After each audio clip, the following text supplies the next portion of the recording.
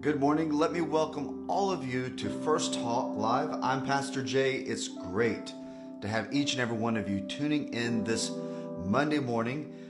Here we are in Passion Week or Holy Week, and this is such an amazing time of year as we take the time to really reflect on, remember, celebrate all that Jesus accomplished as he went to the cross, then went to the grave, went to the belly of hell itself, conquered sin, death, and the grave, rose again. And soon we will be celebrating Resurrection Day, Easter Sunday.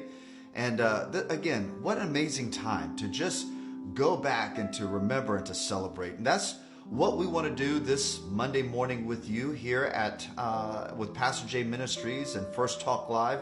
Not to mention too that we will carry on throughout this week doing that. Wednesday morning as we return together for the First Talk Live this Wednesday morning.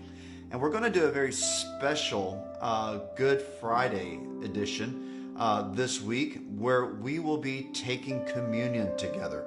I want to go ahead and put that out there and give that announcement so that you can make preparations to join me and others across the country and the world, really, in taking communion together. So I'm looking forward to this week. I'm looking forward to celebrating it with you. And as we take now this time together, I want to begin with yesterday, Sunday, was recognized and remembered as Palm Sunday, the day which Jesus entered into Jerusalem and celebrated by those who had gathered and all rejoiced in his entrance into the city. I want to share some points with you this morning about this particular account, and let's just kind of look at it from a different perspective and bring some understanding maybe to some things we've never really given much consideration to. But if you would start with me by looking at John chapter 12, we're going to read verses 12 through 16. And we're going to take a look at John's account of the triumphal entry of Jesus into Jerusalem. And this is what he wrote and records. On the next day, the large crowd who had come to the feast, when they had heard Jesus was coming to Jerusalem, took branches and the palm trees and went out to meet him and began to shout, "Hosanna! Blessed is he who comes in the name of the Lord, even the King of Israel." Jesus, finding a young donkey, sat on it, as it was written, "Fear not, daughter of Zion. Behold, your king is coming, seated on a donkey's colt." This, for those of you who are interested, is a prophecy mentioned in Zechariah 9:9. So at some time, if you'd like to go back, go check that prophecy out in Zechariah chapter 9, verse 9. Then John carries on to say, "These things his disciples did not understand at the first, but when Jesus was glorified, then they remembered that these things were written of him, and that they had done these things to him." So we're going to take a moment this morning and just kind of break down some things. And again, consider some things as we read this account that we may not give much consideration to.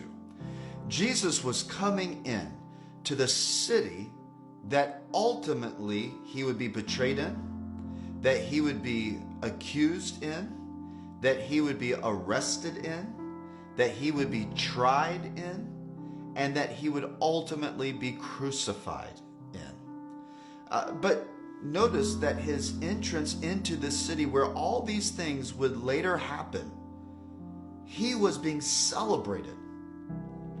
The crowds were rejoicing, declaring, proclaiming him to be the King of Israel, the Lord of hosts. I mean, they were recognizing, they were shouting, they were acclaiming him to be these things. It wouldn't be much later that the same people who celebrated him in his entrance into Jerusalem would also be the same voices, the same crowd, the same people who would yell out, "Crucify him."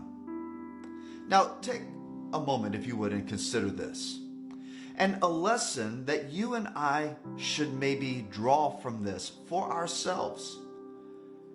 Naturally, you and I are not Jesus, but the things that Jesus experienced are things that you and I experience in the journey that God has set our feet to walk towards the destiny and the fulfillment of the destiny that he's assigned and ordained for our lives.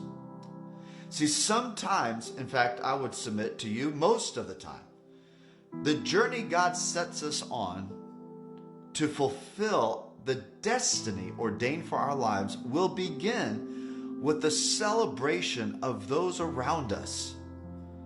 And oftentimes, however, those same people who rejoice at the start of the journey to the fulfillment of our destiny will later become the very ones who bring accusation against us, who oppose us, who become adversaries in our pursuit to fulfilling that destiny.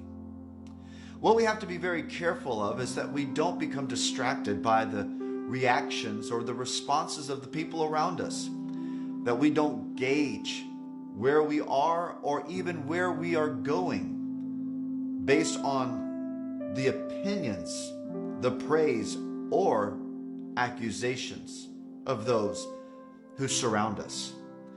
These things can become things that easily distract us, delay us, deter us, get us off course. Jesus was fully aware. Now you have to understand that Jesus knew what he was moving into. He was fully cognizant, fully aware that once he entered into Jerusalem, that the atmosphere and the environment of praise would quickly change and transition into one of accusation, one of betrayal, one that would lead to his very death. He was aware that it would be soon into his entrance into Jerusalem that one of his very close friends would betray him with a kiss. One of his even closer friends would deny even knowing him. That all those who had followed him and had pledged their allegiance to him and they're following him and supporting him and serving him would all flee from him, leaving him standing alone. That the very people that he had served, that those whose ears were open from deafness, or eyes open from blindness, or those that were lame and now leaping and rejoicing, that those that were lepers and outcasts from the communities and families that they loved were healed and brought back. All these people, the people who were fed out of 5 loaves and 2 fish. All these people who had experienced these things and had heard of these things that Jesus had done would also soon be the ones who would declare him to be a blasphemer and only worthy of death. It wouldn't be long before the very city that Jesus loved, the city that the temple was set in, the house of his father, that this city would nail him to a cross, would set him on a hill, place upon his head a crown of thorns, not a crown of gold. Jesus knew these things, but he also knew that the journey set for him towards the destiny assigned to him by the Father would be a journey that was paved with suffering, that was paved with challenges, that was paved even with sorrow, great pain. But on the other side of it, there was also great victory. Jesus never became reactive to the actions of those around him. He stayed the course. He kept his eye on that which was given to him to accomplish, the assignment that was entrusted to him. And I think this is the lesson that really you and I need to draw from in this particular account. Because just as there was an assignment given and entrusted by the Father to Jesus, there is an assignment that has been entrusted to you and I in the life that God has given us. And there are those around us that if we are not careful and if we're not paying attention, we will become reactive to the actions of those who surround us. When we become reactive to the actions of those around us, they begin to dictate and determine the course for us, often derailing us, delaying us, sometimes even denying us the fulfillment of our destiny, the assignment entrusted to us. You say, well, Pastor, I don't know what my assignment is. Well, this is why I encourage you, spend time with the Lord. How did Jesus know? How did Jesus know the destiny set for him? Well, he spent time with the Father. He heard the Father. The Father spoke to him. The Father showed him. But all of this occurred in the times that Jesus would spend alone with him. This was a time Jesus set apart intentionally to hear from the Father, to see what the Father wanted him to see. So the eyes of his understanding were open and did not remain darkened. How much time do you intentionally spend seeking the Lord, not for the stuff that you want, not for the rescue you're looking for, not for the fixing of your problems, but for the understanding of your destiny? See, when we begin to really hone in to the heart of the Father, the purpose that he has stored in himself for your life and my life, a lot of these other things that we are so burdened with and we are so laden with, and that we try to cast off to the Lord, and we need him to do this and give us that, and do those things become very, very minuscule. They don't carry the weight and control of our lives. Why? Because our lives now have a greater purpose. There is greater things that God has set before us, upon us, and in us. And though you may start your race with the cheers and the celebration of those around you, please do not be surprised and do not be discouraged when those same people become those who stand as your accusers, who stand opposing you, those who want to become adversaries against you. Let me just remind you that God used those very same people who made a transition from celebrating Jesus to accusing Jesus to crucifying Jesus, betraying him, and denying him.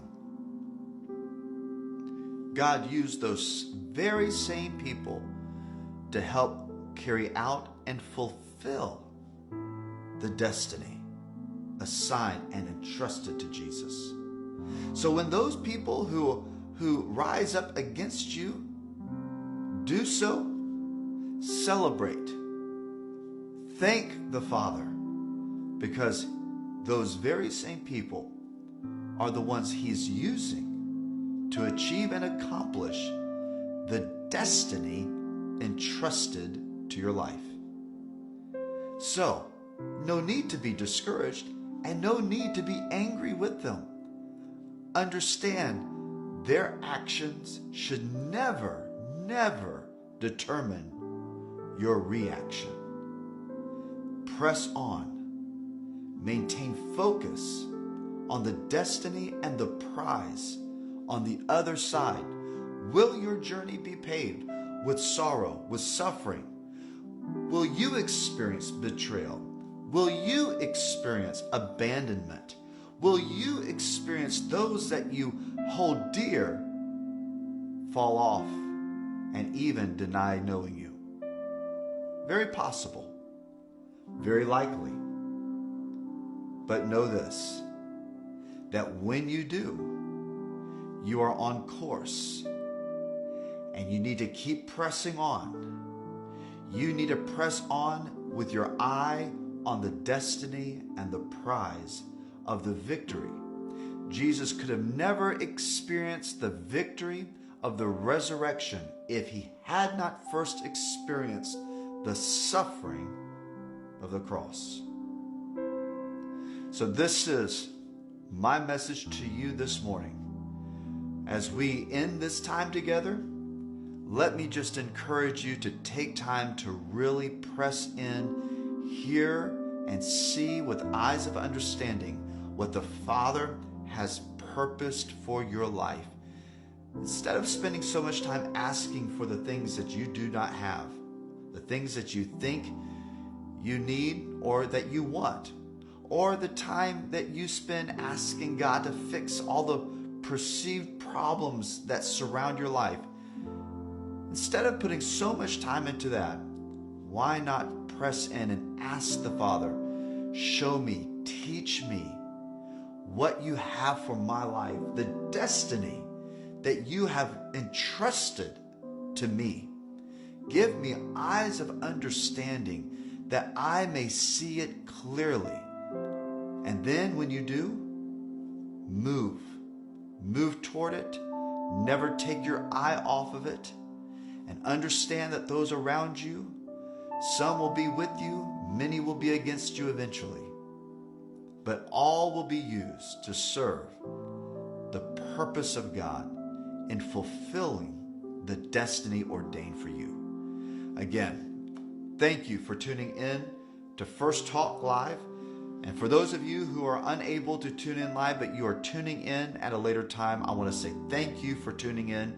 I look forward to spending this week with you and really celebrating with you all that Jesus accomplished, all He fulfilled, not only in His death, but also in His resurrection and the life, the new life that we now share in Him as a result of what He did. I want to thank you for each and every one of you who support this ministry. And as the Lord moves on you, if you feel led to give and support what God's doing here with Pastor J Ministries, there are ways to do so. And I want to say thank you in advance. We cannot do what we do without you. So have a blessed Passion Week or Holy Week. I look forward to seeing you again Wednesday, same time, same place. And again, a special edition on Good Friday, this Friday morning, as we take communion together. I'll share more on Wednesday on what you need to do to prepare yourself for that time on Friday morning. I love you all. Have a blessed week, and I will see you soon.